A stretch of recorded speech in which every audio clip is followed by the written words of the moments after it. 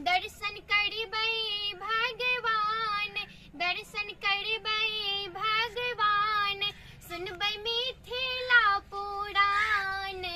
जनकपुर में दुल्हा दुल्हन सीताराम, जनकपुर में दुल्हा दुल्हन सीताराम। जनकपुर में आनंद लता बड़े भाग, पद गाओले अनुराग, पद गाओले अनुराग। श्री किशोरी जी के साथ जनकपुर में दुल्हा दुल्हन सीताराम। जनकपुर में दुल्हा दुल्हन सीताराम।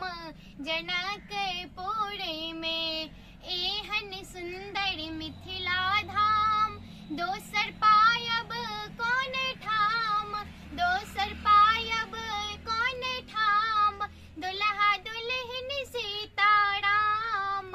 जनकपुर में दुल्हा दुल्हन सीताराम। जनकपुर में दुल्हा दुल्हन सीताराम।